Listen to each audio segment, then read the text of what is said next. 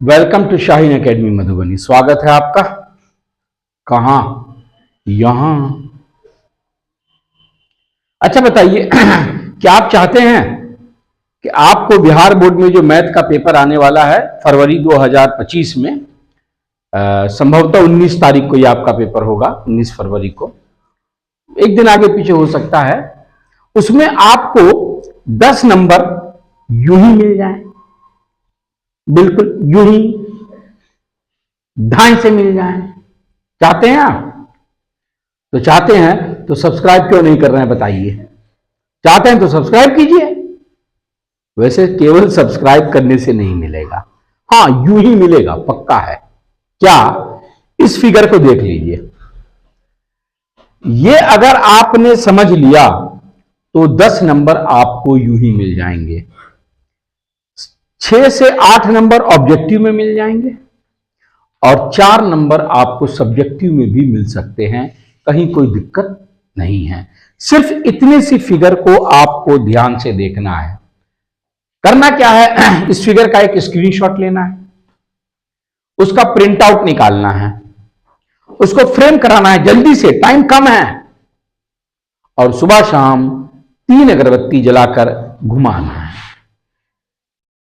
वो भी नहीं हो तो एक और प्रिंट आउट निकालना है, उसको मोड़ मार के बना लेना है, टांग लेना है। न टांगने से आएगा न घुमाने से आएगा, पढ़ने से और समझने से आएगा। दुनिया में कुछ फ्री है क्या? तो ये क्या फ्री में आ जाएगा? पढ़ना पड़ेगा ना। चलिए पढ़ते हैं। चैप्टर है स्पर्श रेखाएं, टेंजेंट्स, बिहार बोर्ड का। लेकिन यह बात तय है कि अगर आने वाले 8 से 10 मिनट आप मेरे साथ बने रह गए, शर्त है कि सब्सक्राइब कर लिए हो, हाँ, तो ये 10 नंबर आपका पक्का हो जाएगा। जो आपकी समझ में पूरे 11 महीने से नहीं आया होगा, आने वाले 8 मिनट में आपके यहां से घुस के यहां जाकर दिल में उतर जाएगा। बात खलास, बहुत आसानी से। अगर नहीं निकले, गुस्सा आ जाए, मोबाइल उठा के फोड़ देना, आपका नुकसान होगा। फोड़ने की जरूरत नहीं, समझने की जरूरत है। देखिए, स्पर्श रेखाएं पढ़ना है हमको, टेंजेंट पढ़ना है। स्पर्श रेखा कहते किसे है उसे समझिए। हिंदी में स्पर्श करना क्या मतलब? छूना, टच, है ना, यह है ना टच, इसी को कहते हैं स्पर्श करना। तो जो टच कर गया वो स्पर्श रेखा, तो टच नहीं किया वो स्पर्श रेखा नहीं है। पहली फिगर में देखिए, ये एक वृत्त है, गोल है, ये उसका केंद्र है। ये एक लाइन बाहर से इसको टाटा बाय बाय बोलते हुए जा रही है। कोई जाते आते आपको बोल दे टाटा बाय बाय, इसको कुछ होगा नहीं, बोल दिया चल हट, टाटा बाय बाय। तो ये टाटा बाय बाय, ये स्पर्श रेखा नहीं है। इसमें देखिए, यह वृत्त है जिसका केंद्र O है और एक लाइन उसके अंदर पिटम पाट करते हुए जा रही है। देखिए, पिटम पाट करते हुए निकल गई, इधर से गई उधर से निकल गई, लेकिन निकल गई, बात खत्म, गई सो गई। यह भी स्पर्श रेखा नहीं है, इसे छेदक रेखा कहते हैं। क्या कहते हैं?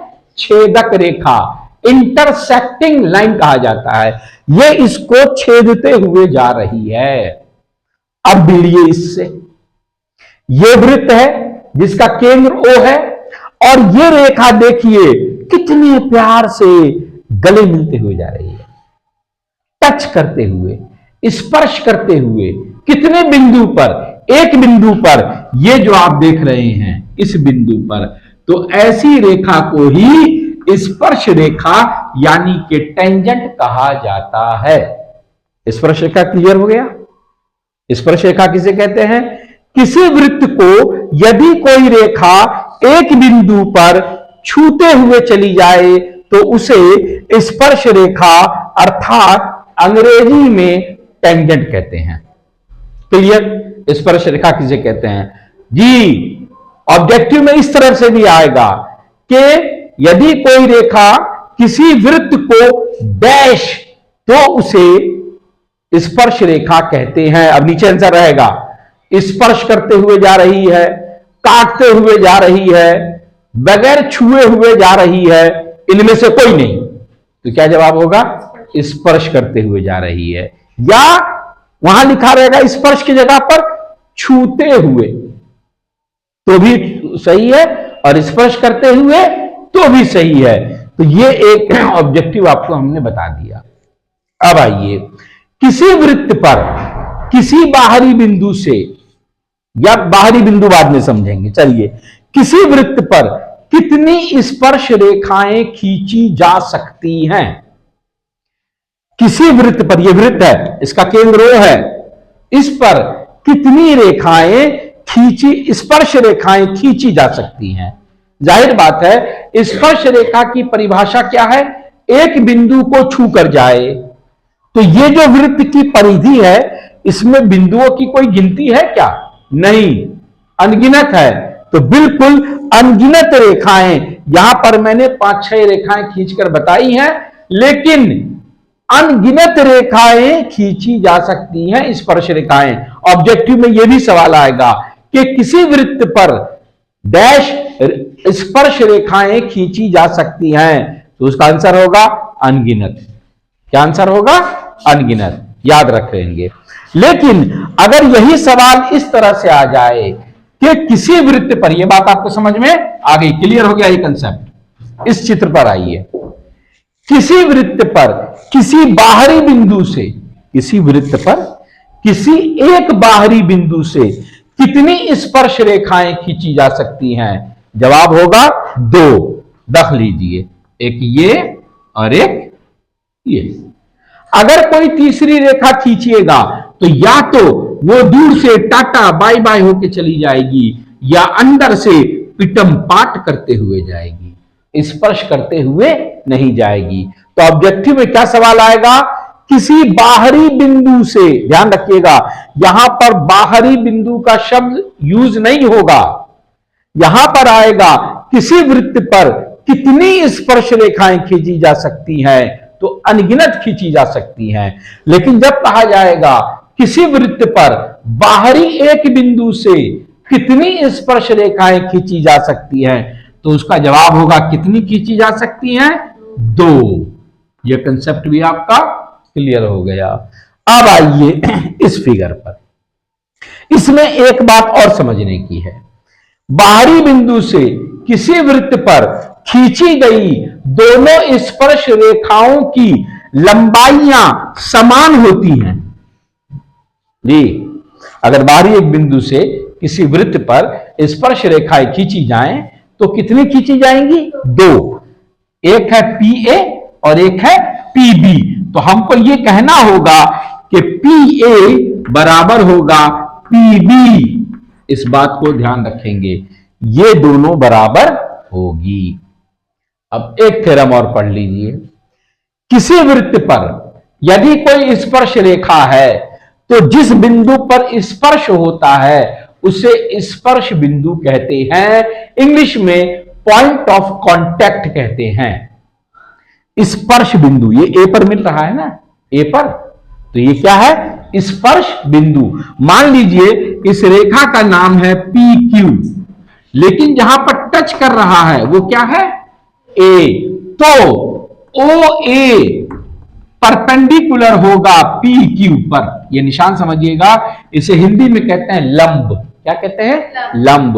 और इंग्लिश में कहते हैं परपेंडिकुलर। इसका मतलब होता है कि यहां पर 90 डिग्री बनेगा, ठीक है ना।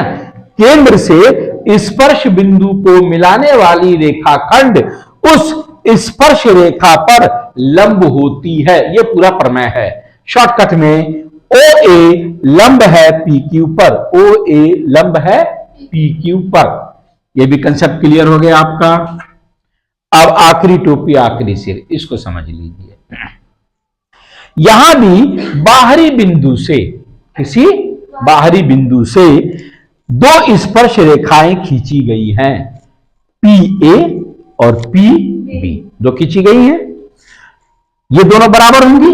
अभी इसके पहले वाले थ्योरम में हमने पढ़ा है PA बराबर है PB के। यहां भी वही बात है, PA बराबर है PB के। लेकिन एक बात और है, क्या है?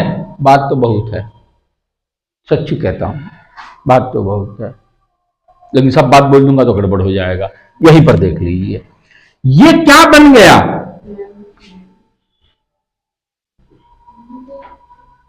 ये क्या बन गया, ये चतुर्भुज बन गया। क्या बन गया? चतुर्भुज, चार भुजाओं वाली फिगर देख लीजिए, ए ओ बी टी, ये क्या बन गया? एक चतुर्भुज, चार भुजाओं वाली एक फिगर बन गई, क्वाड्रिलेटरल अंग्रेजी में। ठीक है, तो इसके अंदर एक थ्योरम बनता है, एक रूल बनता है, क्या? Angle O plus angle P बराबर एंगल खा 180 डिग्री। इन दोनों एंगल्स को मिला करके क्या हो जाएगा?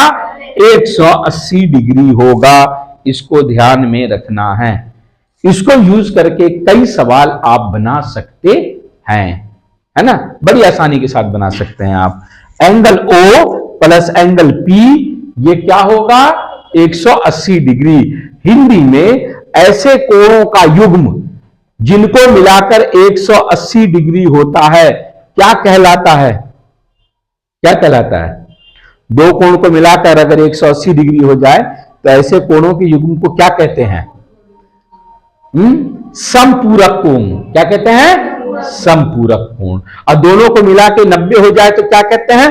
पूरक कोण। यहां पे एक दिक्कत यही आती है, आमतौर पे समपूरक में हम क्या समझते हैं कि 90 हो जाएगा, है ना, वो 90 नहीं है, 180 है। अब पूरक कहा जाए तो 90 है। ऑब्जेक्टिव में ऐसा भी सवाल आता है, ऑब्जेक्टिव में ऐसा भी सवाल आता है।